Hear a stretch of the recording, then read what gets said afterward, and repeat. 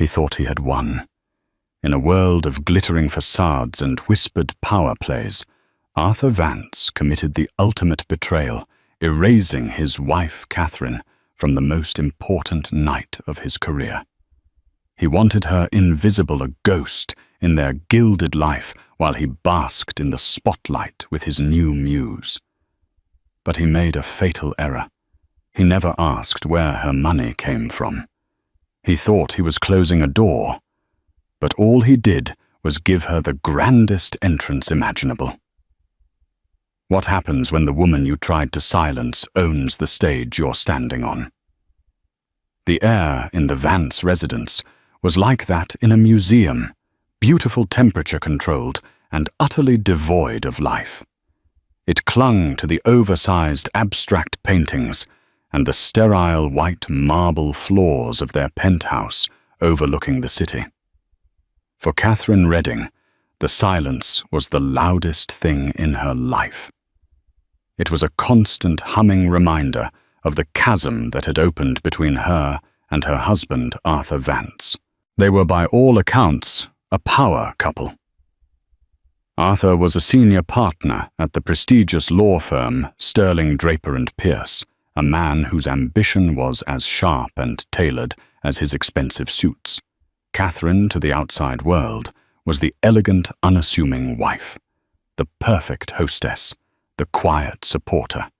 It was a role she had once played with love, but now wore like a lead cloak. The change had been gradual, a slow erosion over the past few years. Arthur's successes had inflated his ego until it filled every room, leaving no space for her. He had started to see her not as a partner, but as an accessory, a beautiful, well-bred ornament to be displayed at galas and dinner parties.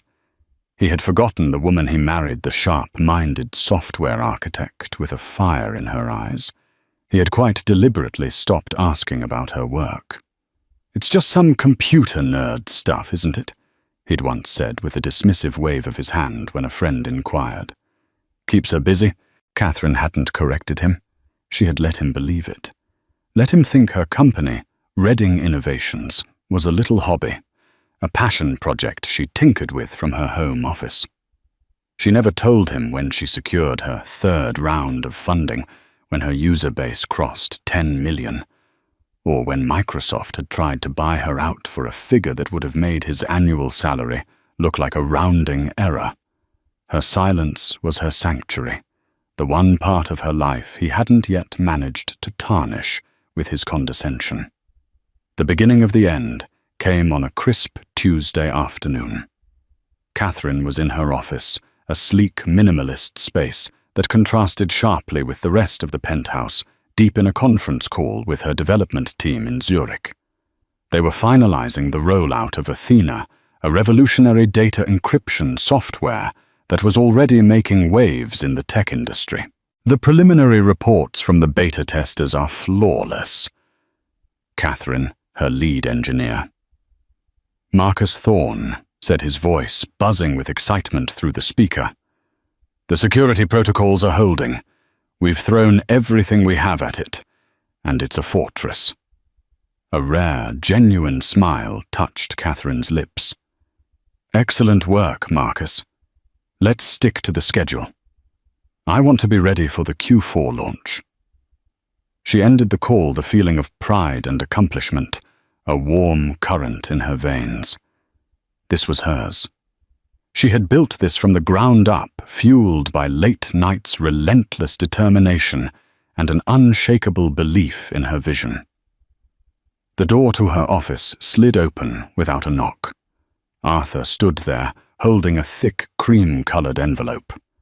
He didn't acknowledge her call or the schematics on her screen. His focus was solely on the invitation in his hand. "It's here," he announced, his voice booming with self-importance. "The invitation to the Starlight Foundation Gala." Catherine swiveled in her chair. The Starlight Foundation was the city's most prominent children's charity, and its annual gala was the absolute pinnacle of the social calendar. It was a night of immense networking where fortunes were donated and careers were made. For Arthur, whose firm represented the foundation, it was the most important night of the year. "That's wonderful, dear," she said, her voice even. He strode into the room, placing the envelope on her desk, but keeping his hand firmly on it. "This year is different. I'm on the host committee. Jonathan Sterling himself told me my speech this year is crucial for locking in the Henderson account." He was practically vibrating with nervous energy and ambition. "Everything has to be perfect." Catherine looked at the invitation. "Mr. Arthur Vance and guest," it read, not Mr. and Mrs. Arthur Vance. A small detail, perhaps a simple oversight by the event planners, but in the context of their marriage, it felt like a paper cut, small but sharp and stinging. "And guest?" she asked, raising a delicate eyebrow. Arthur had the decency to look momentarily flustered. "It's a standard format they use, darling. Don't be pedantic. Obviously, you're my guest." He said the word guest as if he were bestowing a great honor upon her. As if she were a stranger, he was magnanimously agreeing to escort. He didn't see the flicker of hurt in her eyes, or if he did, he chose to ignore it. He was too busy looking at his own reflection in the darkened glass of her monitor.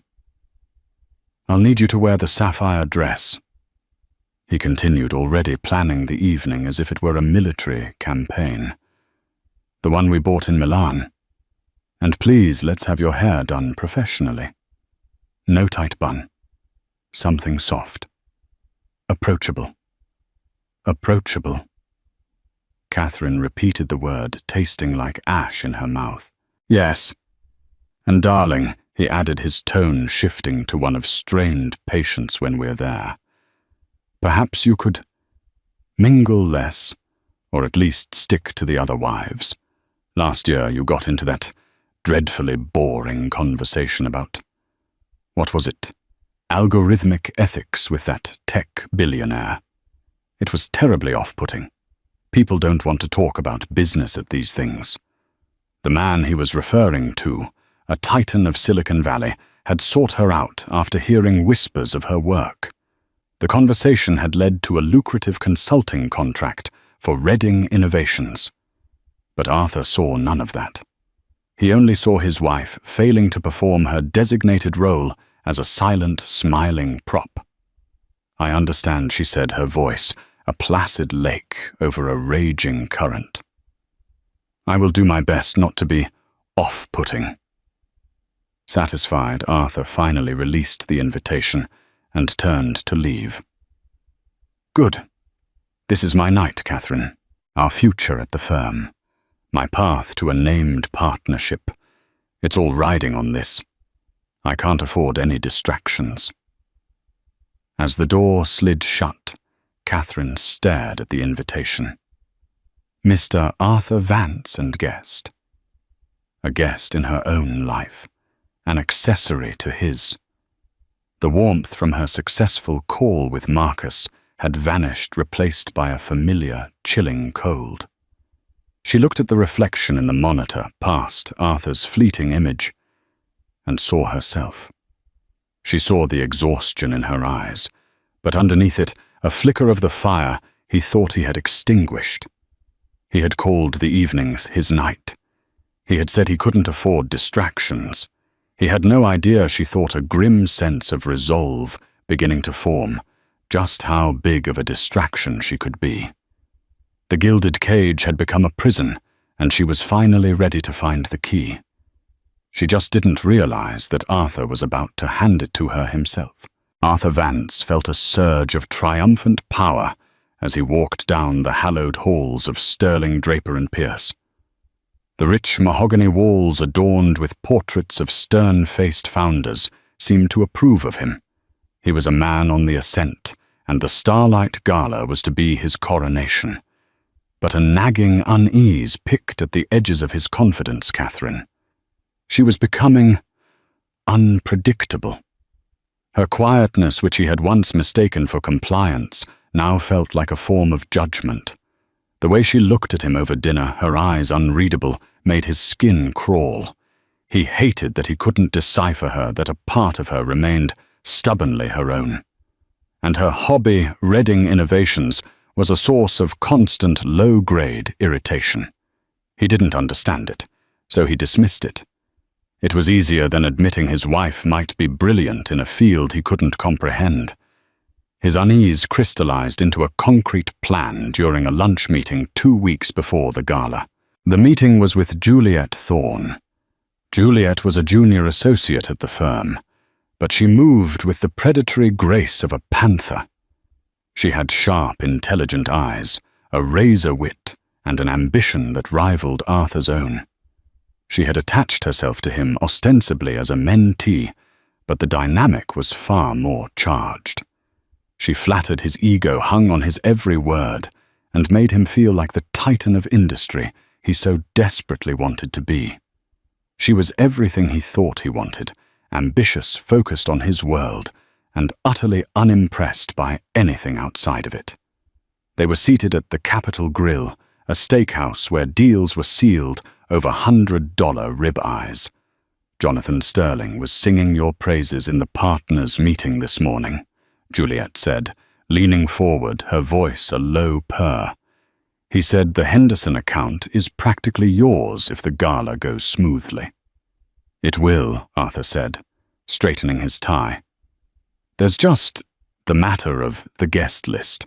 Juliet took a delicate sip of her wine. Oh, is there a problem? Arthur hesitated, feigning casualness. Catherine, she's not been herself lately, very wrapped up in her little projects. I worry she'll be a distraction. You know how she can be talking about things no one understands. It's not the right image. Juliet's expression was a masterpiece of calculated sympathy. That must be so difficult for you, Arthur. To be on the cusp of something so great and have to worry about your partner reflecting the right image. Image is everything in our world. She paused, letting the implication hang in the air. The invitation did say, and guest, didn't it? That's rather flexible. A seed of an idea, dark and treacherous, began to sprout in Arthur's mind. He could just uninvite her. But the fallout, the questions, the sheer domestic unpleasantness of it, was a deterrent. It would be complicated, he said, testing the waters. Juliet's smile was sharp. Complications can be managed. Discretion is a lawyer's greatest tool after all. She leaned in closer, her scent expensive and intoxicating, filling his senses. Who is the gala coordinator? Melissa. Peters, isn't it? She's a friend of my sister's. A single phone call, a plausible reason, a sudden illness, perhaps, a prior, unavoidable commitment that she simply forgot about. It would be a shame for her to feel pressured to attend if she's not feeling up to it. It would be a kindness, really. You'd be sparing her an evening she clearly wouldn't enjoy. Juliet was a master at reframing betrayal as consideration. She was giving him not just a plan, but a justification. He wouldn't be a villain. He would be a thoughtful husband. The idea took root and grew its thorny vines wrapping around his ambition. The vision of the gala solidified in his mind him at the podium, powerful and articulate. Juliet at his table, looking up at him with undisguised admiration. And Catherine would be at home, out of sight and out of mind, tending to her. Whatever it was she did. The next day, Arthur made the call. He waited until Catherine had left for a rare off-site meeting she hadn't bothered to explain. He closed the door to his study, his heart hammering against his ribs, a strange mixture of guilt and exhilarating freedom coursing through him. He dialed the number for the Starlight Foundation's event office. Melissa Peters, please. Arthur Vance calling. A moment later, Melissa's cheerful voice came on the line. Arthur. How lovely to hear from you. We're all so excited for the gala. Your support has been incredible. Of course, Melissa, happy to help, he said, his voice smooth as silk. Listen, I'm calling about a small, rather delicate matter regarding the guest list. There seems to have been a slight miscommunication on my end. My wife, Catherine, unfortunately, she's going to be unable to attend. Oh no, is everything all right? Arthur let out a perfectly crafted sigh. She's been terribly run down lately, pushing herself too hard with a personal project. I've been insisting she take it easy, and she's finally agreed. She feels dreadful about it, of course, but her health must come first. She sends her deepest apologies. Oh, the poor dear. Of course, we completely understand, Melissa said, her voice dripping with sympathy. Please send her our very best. So the ticket will just be for you then? Or will you be bringing a guest in her place? This was the moment. The final turn of the screw. Actually, yes, he said, as if the idea had just occurred to him. One of my junior associates, Juliet Thorne, has been instrumental in preparing the briefing for the Henderson account. It would be an invaluable experience for her. Would it be possible to have the name on the seating card changed to hers? Not a problem at all, Arthur. Consider it done. We'll have a place card for Ms. Juliet Thorne at your table. Thank you, Melissa. You're a lifesaver. I appreciate your discretion. Of course. He hung up the phone, a wave of relief washing over him. It was done. It had been so easy. He had surgically removed Catherine from his big night. He stood up and walked to the window, looking down at the city that felt like it was finally his for the taking. He felt no remorse, only a cold, clean sense of efficiency. He had identified a problem, an unpredictable variable, and he had eliminated it. That evening he was unusually charming to Catherine. He brought home a bottle of her favorite Chardonnay and didn't once mention the gala. He asked a perfunctory question about her day, and when she gave a vague answer, he accepted it without pressing. He was playing the part of the loving husband, a final deceptive performance before the curtain rose on his solo act. He watched her across the dinner table, this woman who was now a stranger to him. She was quiet, her thoughts hidden behind a calm facade. He mistook her silence for ignorance. He mistook her poise for passivity. He believed with the full force of his arrogant heart that she had no idea what was coming.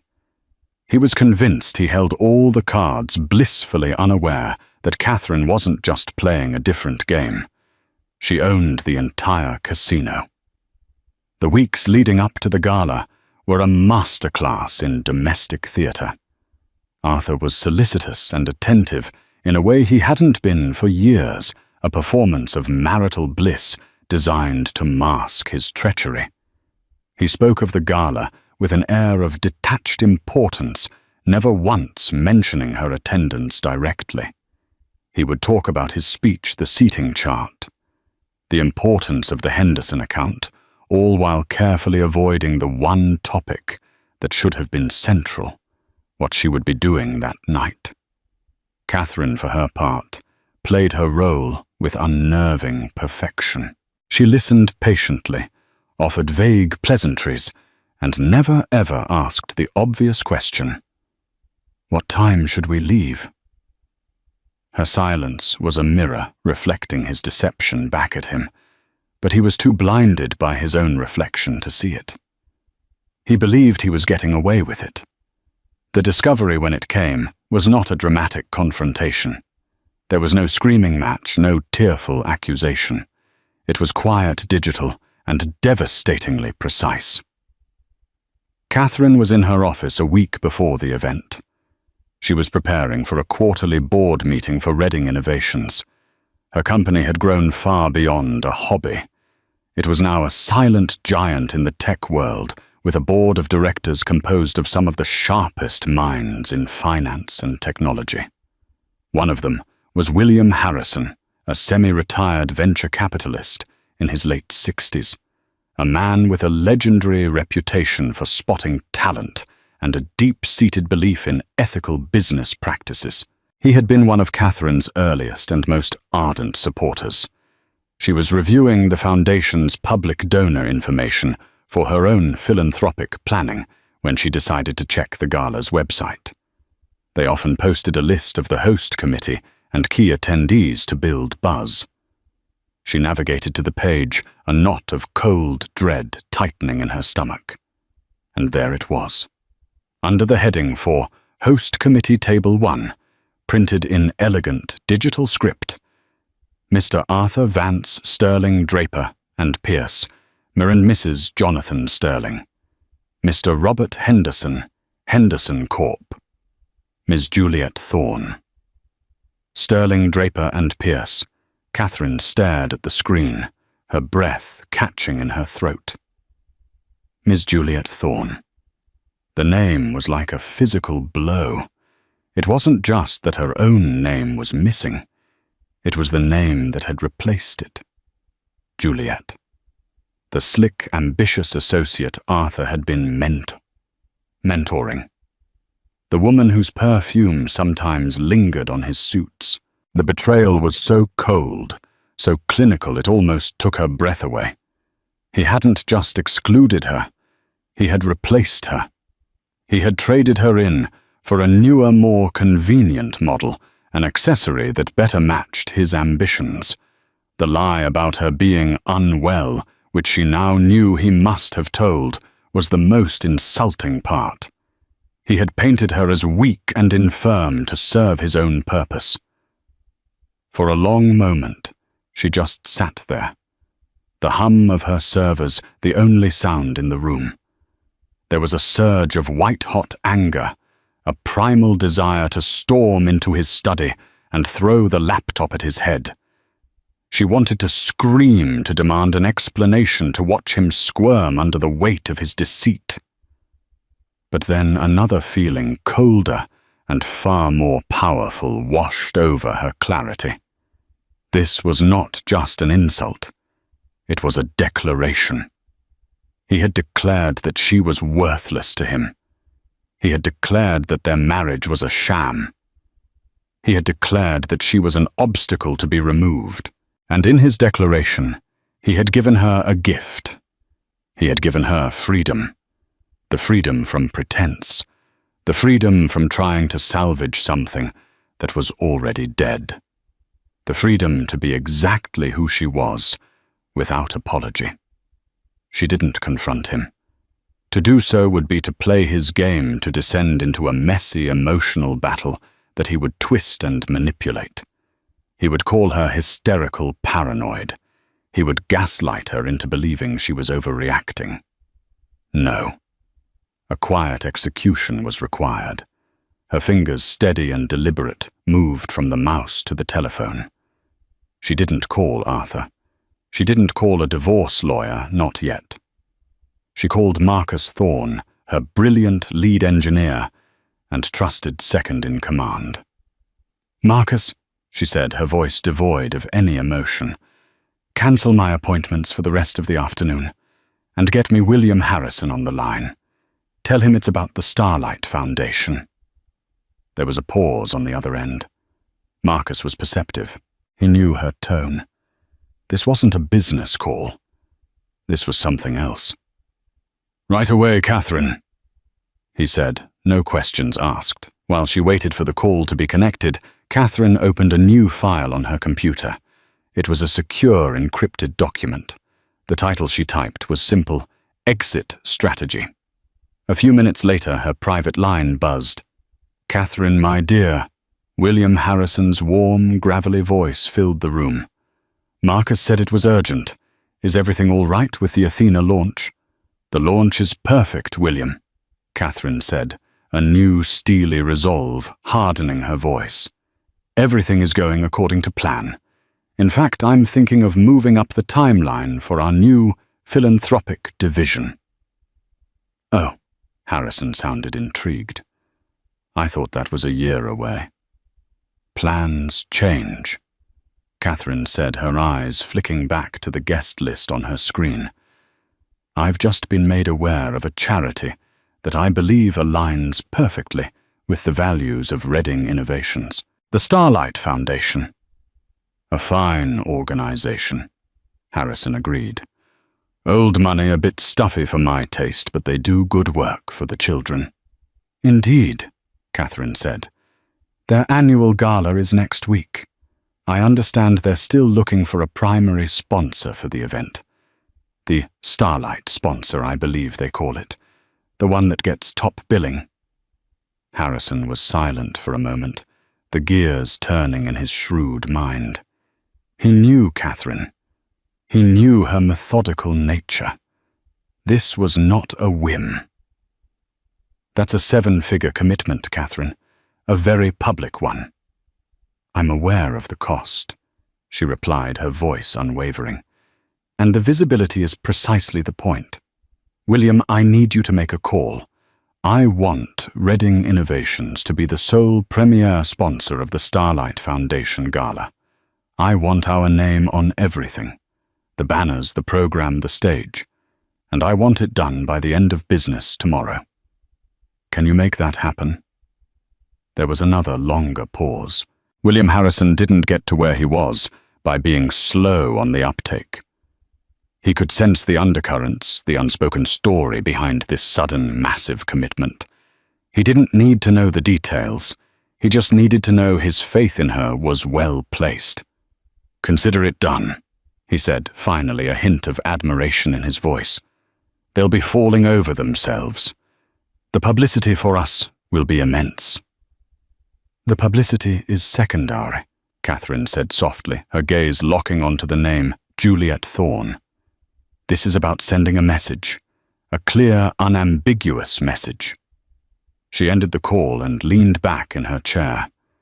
The anger had subsided, replaced by an icy calm.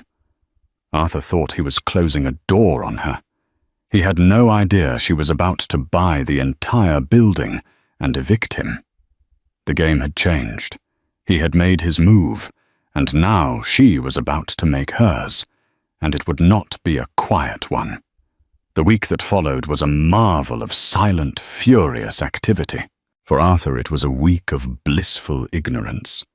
He was consumed with polishing his speech, coordinating with Juliet on talking points, and basking in the preemptive glory of his impending triumph. He saw Catherine's quiet demeanor as submission, her long hours in her office as her retreating into her irrelevant world. He felt smug, secure, and utterly in control. For Catherine, it was a week of strategic warfare, waged not with shouting and tears, but with emails, conference calls, and the silent, immense power of her wealth. She was not a woman scorned. She was a CEO executing a hostile takeover of her own narrative. Her first move after securing the premier sponsorship through William Harrison was to place a call to Melissa Peters at the Starlight Foundation. She didn't mention Arthur. She introduced herself as the CEO of Reading Innovations, the gala's new Starlight sponsor.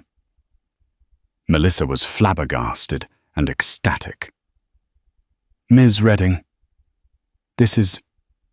I'm speechless. Your generosity is simply overwhelming. Mr. Harrison explained that you wished for us to proceed with the utmost discretion until the night of the gala. That is correct, Melissa, Catherine said, her voice cool and professional. My company values privacy. We prefer our work to speak for itself. However, I will be attending, of course. I'll need a seat. Of course. Absolutely. We have you at the head table naturally, Melissa stammered frantically, looking at her seating chart. Oh, there seems to be a slight issue. Table 1 is the host committee. Table headed by Arthur Vance of Sterling, Draper and Pierce. He has a full guest list. Catherine let the silence hang for a beat. I'm sure Mr. Vance whose firm does so much work for the foundation, will be more than happy to accommodate the event's primary sponsor. Please add a seat for me at that table. I'm sure you can make it work." Her tone was polite, but left no room for negotiation. "Yes, of course, Ms. Redding. Right away." "One more thing, Melissa," Catherine added. "Under no circumstances are you to inform Mr. Vance of this change, or of my company's sponsorship. Let's keep it a surprise for the evening. A little dramatic flair for the big reveal, don't you think?" Melissa, picturing the dramatic moment a mystery benefactor would be revealed, readily agreed. "A wonderful idea, Ms. Redding. It will be the talk of the town." Next, Catherine focused on her appearance. Arthur had wanted her to be soft and approachable. He had requested the Milan sapphire dress. Catherine sold the dress online that afternoon. Then she made a call to a private couturier, a woman known for creating gowns that were less dresses and more works of art armor for the modern woman. "I need something for a gala," Catherine explained, over a video call, the designer's chic Parisian studio in the background. "The theme is starlight. I am not a guest. I am the main event.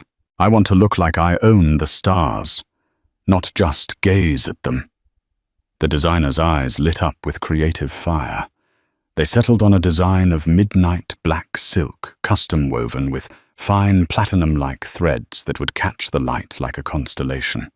It would be sleeveless with a sharp architectural neckline that conveyed power, not pliability. It was a gown that would demand attention, a dress that did not ask for permission. To go with it, she commissioned a striking necklace and earrings, not of soft diamonds, but of raw, uncut sapphires, set in jagged, modern platinum. Beautiful, but with an edge of danger. While her public armor was being forged, Catherine worked on her business. She called a special meeting with her PR and marketing team.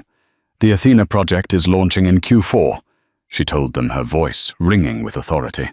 "But I want the pre-launch buzz to begin next week, specifically on the night of the Starlight Gala. I want a coordinated press release to go out to every major tech and business journal at precisely 9:00 p.m. that evening. The release will announce Redding Innovations as the Starlight sponsor, and it will also announce the revolutionary capabilities of Athena. I want our stock price to be the second biggest story of the night." Her team, sensing the shift in their usually reserved CEO, scrambled to comply, a current of excitement running through them. Finally, she prepared herself. This wasn't just about humiliating Arthur. That was a byproduct, a satisfying one, but not the ultimate goal. The goal was her liberation. It was about drawing a line so deep and clear in the sand that he could never cross it again. It was about reclaiming her identity, not as Mrs. Arthur Vance, but as Catherine Redding, founder and CEO of a company she had built from nothing. On the night of the gala, the penthouse was still and quiet. Arthur was in their master suite, whistling as he put on his tuxedo. He felt like a king surveying his domain. He had laid his plans perfectly. Catherine was in the guest wing, an area of the apartment he hadn't entered in months. Her dress was laid out on the bed, the dark fabric seeming to absorb the light in the room. Her jewelry glittered on the nightstand like captured starlight. Marcus had arranged for a private car to collect her. She would not be arriving with the throng of guests, but at the precise moment of the sponsor reveal. At 7 o'clock, Arthur knocked on the door of their bedroom, where he assumed she was. "Catherine, I'm heading out now. Juliet is meeting me there." He waited, expecting a muffled, disappointed reply. From the other end of the long hallway behind the closed door of the guest suite, Catherine heard him. She stood before a full-length mirror, a vision of midnight and power. She said nothing. Her silence was her answer. Arthur waited another moment, then shrugged, a cruel smirk playing on his lips. "All right then, have a quiet night in," he called out, his voice dripping with false sympathy. He turned and walked out the door, jingling his car keys, leaving his quiet, unassuming wife behind. He felt a pang of something, but he crushed it. It was the price of ambition, he told himself. Catherine watched from her window as his car pulled away from the curb, a sleek silver bullet disappearing into the city's glittering chaos. She took a deep, steadying breath. She wasn't being left behind. She was being unleashed. The architect had laid the plans.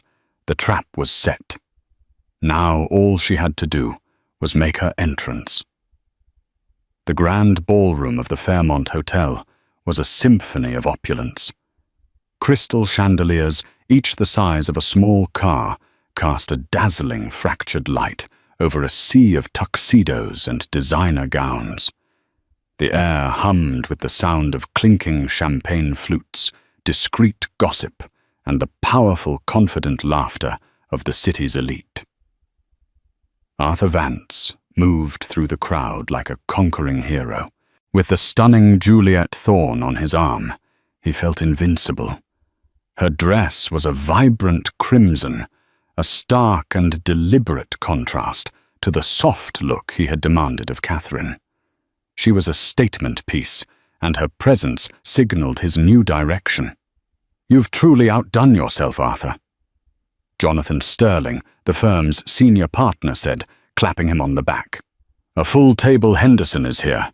The night is already a success." "We aim to please Jonathan," Arthur replied smoothly, squeezing Juliet's hand. "We're just getting started." He seated himself at the head table, right in the center, a king holding court. He surveyed the room, a deep sense of satisfaction settling in his chest. Everything was perfect. Every person was in their place. Across the table, Robert Henderson, the billionaire CEO whose account he was courting, gave him a cordial nod. Juliet was whispering something amusing to the wife of another partner. There was no sign of Catherine. No awkward questions, no prying eyes. He had achieved a clean cut. The evening progressed exactly as he had envisioned. The dinner was exquisite, the wine flowed freely, and the preliminary speeches were brief and witty. Arthur felt the warm glow of success and several glasses of champagne. He leaned over to Juliet, his voice a low murmur. "See? What did I tell you, Flawless?" "You were right," she whispered back, her eyes gleaming. "No distractions, just you." Finally, the moment arrived. The lights dimmed slightly, and the chairman of the Starlight Foundation, a respected philanthropist named Mr. Alistair Finch, took to the stage. "Good evening, ladies and gentlemen, and welcome," he began, his voice echoing through the ballroom. "On behalf of the children, we thank you for your incredible generosity tonight. We have raised a record-breaking amount, and it is thanks to every single one of you." A polite round of applause rippled through the room. "But every year," Finch continued, his tone becoming more dramatic, "there is one donor whose contribution transcends generosity. One partner who steps up to become the very foundation of this event. Our Starlight sponsor." Arthur sat up straighter, a self-satisfied smile on his face. He knew the usual corporate sponsors. It would be a bank or a major corporation. He was ready to lead the applause for whichever faceless entity had paid for the night. "This year we were approached by a new partner," Finch announced, a genuine sense of excitement in his voice. "A true visionary, a silent force in an industry that is all about noise. A leader who has built an empire not on who they know, but on what they can create." A murmur went through the crowd. This was not the usual script. Arthur glanced at Juliet, a flicker of confusion in his eyes. Juliet shrugged, equally perplexed. "This company and its founder represent the future," Finch boomed. "They represent innovation integrity and the brilliant, unstoppable power of a single revolutionary idea. Their work in data security is changing the world, ensuring a safer future for the very children we seek to protect." Arthur felt a strange cold prickle on the back of his neck. Data security. Revolutionary idea. The word sounded vaguely horribly familiar. He looked around the room, expecting to see some well-known tech CEO step into the light. "It is my profound honor," Finch declared, his voice reaching a crescendo, "to announce this year's Starlight sponsor, a company that has truly lit up our night, Reading Innovations."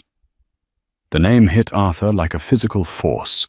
Reading Innovations, Catherine's hobby, her little project. He felt the blood drain from his face. It couldn't be. It was a coincidence. Some other Reading. But Finch wasn't finished. "And please, everyone, get on your feet as we welcome the architect of this incredible generosity, the founder and CEO of Reading Innovations, Ms. Catherine Reading." As he spoke the name, the grand double doors at the far end of the ballroom swung open, and there she stood. For a moment, there was complete silence, a collective intake of breath from 300 of the city's most powerful people. Catherine paused at the threshold, a figure of breathtaking power and control.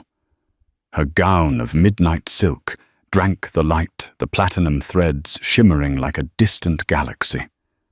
The raw sapphires at her throat were not gentle jewels. They were shards of the night sky, bold and defiant. Her hair was swept back in an elegant, severe style that highlighted the determined line of her jaw. She was not soft. She was not approachable. She was magnificent. Then the reaction began. It started at the front with William Harrison, who was already on his feet, a proud smile on his face. Then others, recognizing the name from burgeoning tech articles or simply stunned by the sheer drama of the moment, rose to their feet. The applause started scattered at first, then growing into a deafening, rolling wave of sound. One by one, table by table, the entire room stood. They were not just applauding a donor. They were bearing witness to an arrival. Arthur remained frozen in his chair, a statue of pure shock. His champagne glass was still in his hand. He stared, his mind unable to process what his eyes were seeing. This was not his wife. This was not the quiet, unassuming woman he had left at home. This was a queen, a titan. Juliet Thorne was equally stunned, her face a mask of disbelief and dawning horror. Her crimson dress, which had seemed so bold and vibrant moments before, now looked garish and cheap next to Catherine's celestial elegance. She looked from Catherine to Arthur and saw the color completely vanish from his face. She had hitched her wagon to a falling star. Catherine's eyes scanned the standing crowd, her expression calm and regal. She gave a small, dignified nod of thanks, and then her gaze moved deliberately slowly across the room until it landed on table 1. It swept past the stunned faces of the Sterlings and the Hendersons, and finally it settled on Arthur. She did not smile. She did not glare. Her look was one of cool, dispassionate assessment. It was the look a CEO gives a redundant employee. A look that said, "You are irrelevant." As the applause thundered around them, Catherine began to walk. She didn't hurry. Her steps were measured, her posture perfect. She moved through the standing crowd who parted for her, as if by royal decree. Her destination was clear, the empty seat at the head table. The seat that Melissa Peters had, as instructed, squeezed in between Arthur Vance and Jonathan Sterling. The seat that now indisputably belonged to her. The sound hit Arthur first. It wasn't just applause. It was a physical force, a concussive wave of sound that seemed to press him down into his velvet-upholstered chair. 300 of the city's most influential figures were on their feet, their faces turned not to the stage, but to the double doors at the back of the ballroom. To her. His mind stuttered, refusing to assemble the pieces into the terrifying picture his eyes were showing him. That couldn't be Catherine.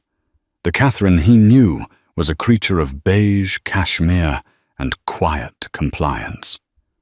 The woman standing in the doorway was a supernova, a celestial event clad in midnight silk and captured starlight. As she began to walk, Arthur felt a primal urge to hide, to shrink under the table. Every step she took toward him was a drumbeat marking the seconds to his own execution. The faces she passed, people he had spent years trying to impress, turned to her with awe, their expressions a mixture of shock and profound admiration. They were a jury, and with every hand clap they were delivering their verdict. He was frozen in a nightmare of his own design, the solitary, seated fool in a sea of standing worshippers beside a woman in a garish crimson dress who now looked as lost and terrified as he felt.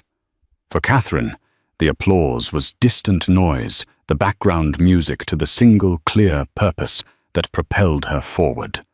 She felt the weight of hundreds of stares, but they did not intimidate her. They fueled her.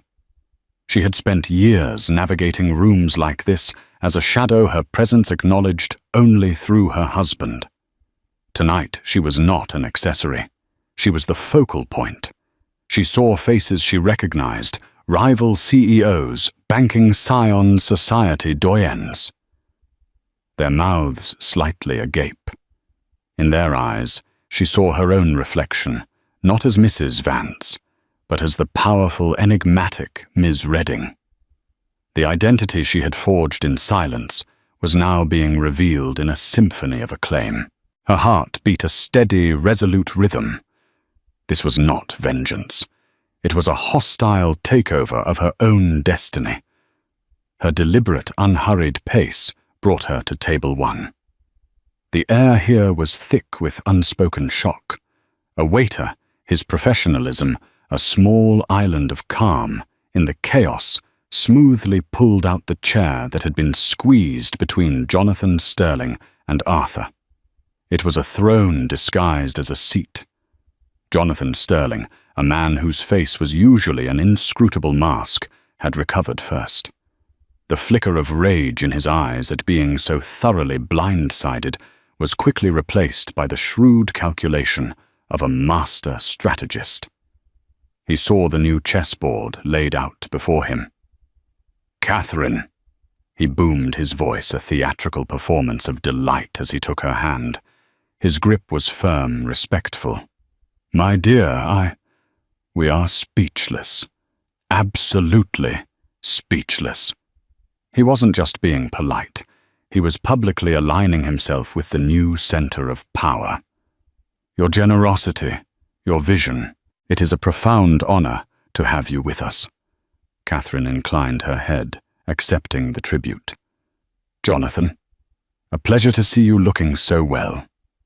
Her calm reply was a masterstroke, establishing that she was not overwhelmed, but entirely in her element. She then turned to Robert Henderson, the billionaire whose account Arthur had been so desperate to land. Henderson, a gruff, self-made man, with no patience for pretense, was already on his feet, his grin wide and genuine. He admired strength, and he was looking at its personification. "Ms. Redding," Henderson said, bypassing Sterling to shake her hand. "The honor is all mine. I just read a preliminary brief on ethical data encryption last month. I had no idea the mind behind it was right here in our city. Arthur, you sly dog. You never mentioned your wife was a titan." The comment was ostensibly a compliment to Arthur, but the undertone was sharp questioning. Arthur felt a flush of heat crawl up his neck. He saw a lifeline and grabbed it with clumsy desperation. He pushed himself to his feet, trying to arrange his face into a mask of proud, surprised delight. "Darling," he exclaimed, his voice a strained, unnatural imitation of joy. "What a surprise! You should have told me you were planning something so spectacular. I was so worried when you said you felt unwell." He reached for her arm, attempting to reclaim his role as the husband, the one who was in on the secret. Catherine moved her arm just slightly, an almost imperceptible motion, but enough that his hand grasped only empty air. She looked at him, then truly looked at him, and her gaze was as cold and clear as Arctic ice. "Unwell," she repeated, her voice dangerously soft, yet it cut through the lingering buzz at the table. "No, Arthur. I believe the word you're looking for is underestimated. But I've never felt better." The public rejection, the quiet correction of his lie, landed like a perfectly thrown dagger. Arthur flinched, his pathetic smile dissolving. The blood drained from his face, leaving behind a waxy pale sheen. Having dismissed him, Catherine's gaze swept past him and settled for the first time on Juliet Thorne. Juliet, who had been frozen in a state of horrified paralysis, visibly shrank under the cool, appraising look. It was not a look of anger or jealousy. It was a look of utter indifference, the kind one gives to a piece of lint on an otherwise perfect garment. Catherine did not raise her voice. She did not need to. She gestured almost imperceptibly to a passing captain. "Excuse me," she said, her tone one of polite concern. "I believe there has been a seating error. This young lady seems to have lost her way from the junior associates section over there." She gestured vaguely toward the back of the ballroom. "Perhaps you could help her find her correct table." The humiliation was absolute, a masterpiece of public execution. She hadn't called Juliet a home wrecker or a schemer. She had done something far worse. She had rendered her completely and utterly insignificant. A lost intern. A non-entity. Juliet's face, already flushed, turned a deep, blotchy scarlet. Her eyes darted to Arthur, pleading for him to say something, to defend her, to do anything. But Arthur was a hollowed-out man, incapable of defending himself, let alone her. He just stared at his plate, his world collapsing inward. With a choked sob, Juliet grabbed her ridiculously small, ridiculously expensive clutch bag, her hands trembling. She pushed her chair back so violently it nearly toppled over. Without a single word, she turned and fled, weaving through the tables in a walk of pure shame, the whispers and stares of the city's elite following her like vultures. Arthur watched her go, another pillar of his fantasy world turning to sand. And in that precise moment, as if orchestrated by a vengeful god of timing, a new sound filled the room. It started as a few isolated vibrations, then spread a digital wave washing over the ballroom. It was the synchronized buzz and chime of hundreds of smartphones receiving a notification. At exactly 900 p.m., Catherine's pre-timed press release had gone live. Jonathan Sterling, ever the professional, discreetly pulled his phone from his pocket. His eyes scanned the screen, and his jaw tightened. He read the headline from the Wall Street Journal. Redding Innovation's secret CEO. Catherine Redding revealed in seven-figure philanthropic coup. Announces revolutionary Athena encryption suite. The story wasn't just about the gala. It was about a massive corporate move, a disruption in the tech world. Sterling looked at the stock futures for Redding Innovations, already spiking in after-hours trading.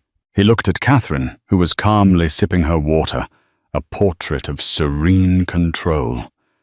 And then he looked at the pathetic, sweating man beside her, his partner, who had not only hidden this immense asset from the firm, but had actively tried to discard her in favor of a junior associate on the most important night of the year. The sheer monumental stupidity of it was breathtaking. Sterling leaned toward Arthur, his voice no longer booming, but a low, lethal hiss that was far more terrifying. "Arthur, my office.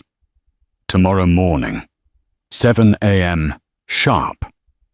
He paused, letting the dread build. "Don't bother bringing a briefcase. Just bring your resignation." Before Arthur could even process the words that had just ended his career, Mr. Finch was back at the podium, his face beaming.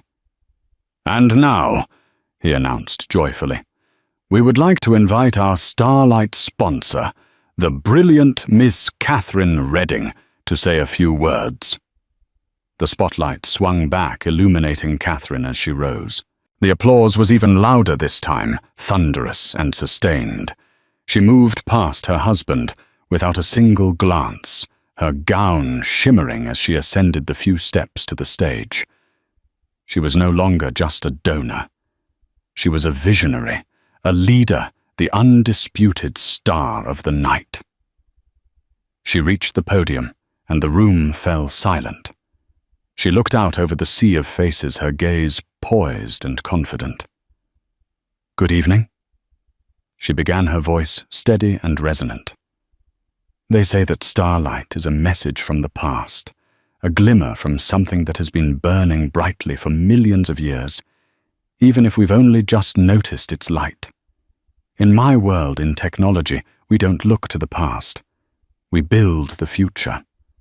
We build foundations that are strong enough to support the grandest of structures.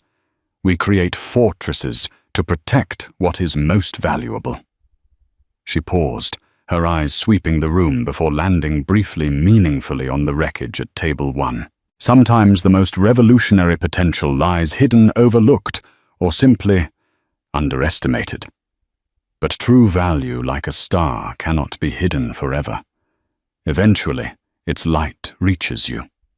My company, Redding Innovations, is honored to support the Starlight Foundation, which does the vital work of ensuring that the potential within every child is seen, nurtured, and given a chance to shine.